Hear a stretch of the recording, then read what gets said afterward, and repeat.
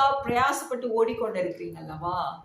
நீங்க நினைக்கலாம், அதாவது ஊழியம் செய்வதற்கு என்னிடத்துல பொண்ணு இல்ல, பொருள் இல்ல, எனக்கு தேவையான காரியங்கள் எதுவும் ஒத்தாசைகளும் இல்ல. எப்படி நான் ஊழியம் செய்வேன்? எனக்கு செய்யவும் தெரியலையே. நிறைய பாடுகள் மத்தியில எனக்கு ஒண்ணும் புரியல அப்படிங்கிறீங்களா?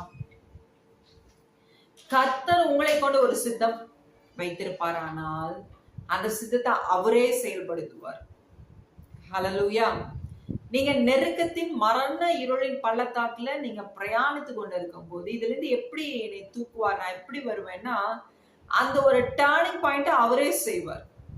இப்ப நான் இருந்த சூழ்நிலையெல்லாம் பாத்தீங்கன்னா, அப்பவே நான் மரித்து போயிருக்கணும். இருந்த இடம் தெரியாம போயிருக்கோம். இன்னைக்கு கிட்டத்தட்ட ஒரு 10 வருஷத்துக்கு மேல இருந்திருக்கும்.